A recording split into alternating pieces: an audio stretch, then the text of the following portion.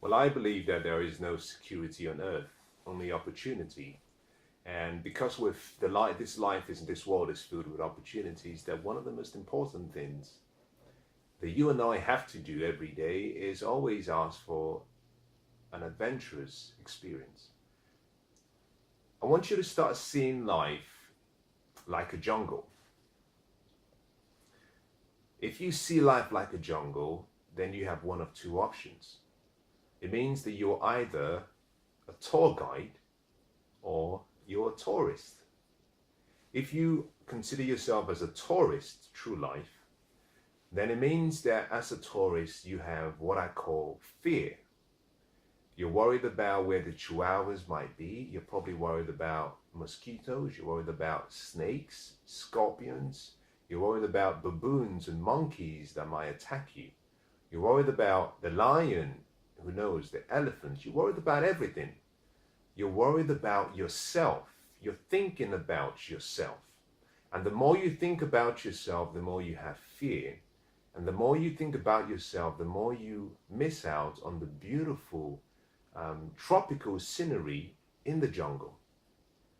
A lot of us see life through the eyesight of a tourist.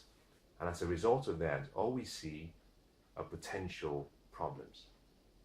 On the other hand, if you see yourself as a tour guide, then as a tour guide, it means that you see yourself as someone who is a leader, someone who is responsible to another, someone who is responsible for caring and looking after another.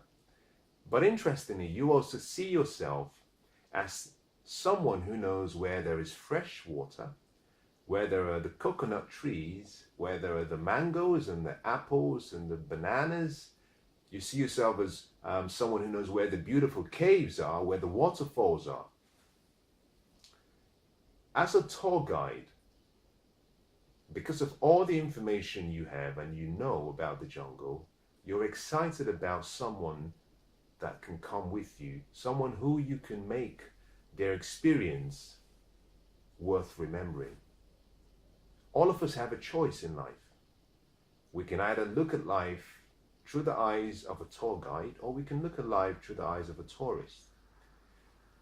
We all have a choice, but the choice we make decides the experience we have through life and in life. So what I want to do with you in the next few minutes is encourage you to start to see life beyond yourself. I believe in self-care more than anyone. I believe in self-interest. But I believe also that we have a duty to other people. I believe that we have a duty to life itself. We've been given this rare opportunity to see life and to live life.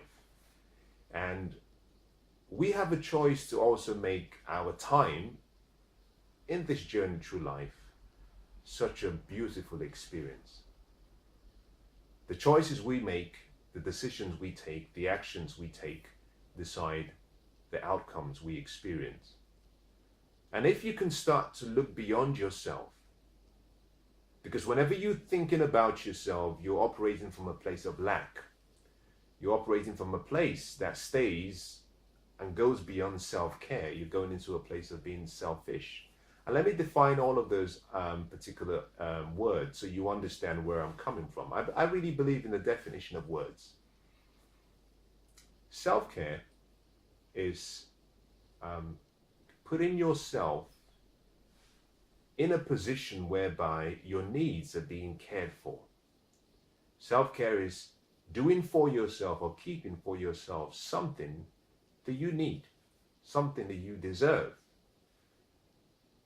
Self-interest is important because self-interest says, well, I care about myself, but self-interest only completes when your decisions are for the greater good. If it's just for you, then it may not be complete.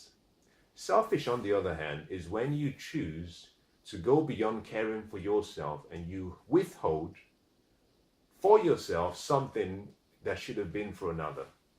I really believe in the greatest commandment of all times, which is simply to love your neighbor, to the same extent that you love yourself.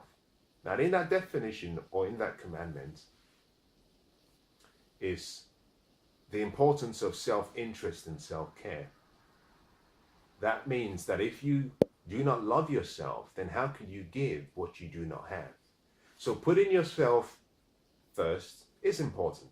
I believe that self-care should precede loving others, because you cannot give what you do not have. You know, an empty cup cannot suddenly nourish someone.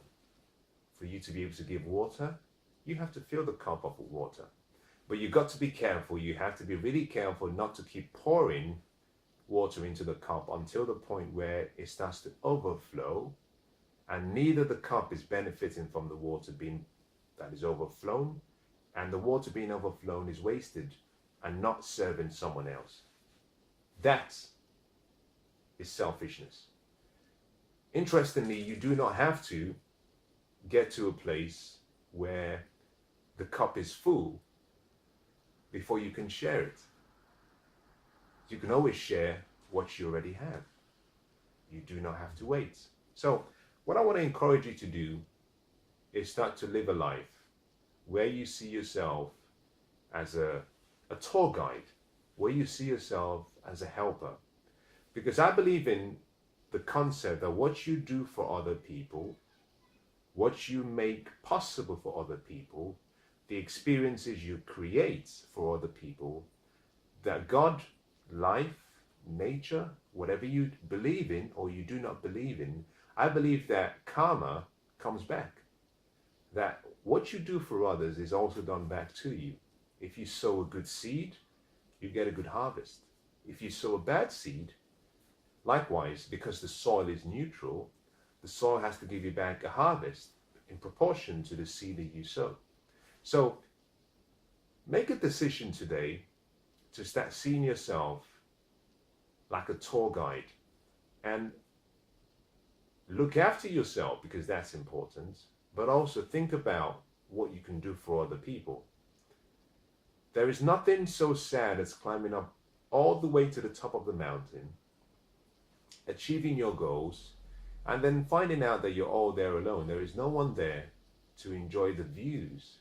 There's no one there to talk about the journey. There's no one there to share the experiences and the moments with you. I believe that if you help someone along the way up, that you achieve your dreams, but you also help someone achieve their dreams. And so all of us have to be like what we call the Good Samaritan. We have to look out as we travel along for someone who needs help. And when we find the person who needs help, we should not be too busy. We should not be too focused on whether we are being delayed from arriving in our destination, but instead we should focus on how we can make the experience memorable for each other. In so many cases, success is not about the destination, it's about the journey. It's about the joy that is unveiled as you progress and as you slowly realize your dreams and goals. So I want to wish you the best, whatever goals you have, whatever dreams you have, whatever desires you have. Always ask yourself this question: what's the benefit for you? But even more importantly, what's the benefit for others? God bless.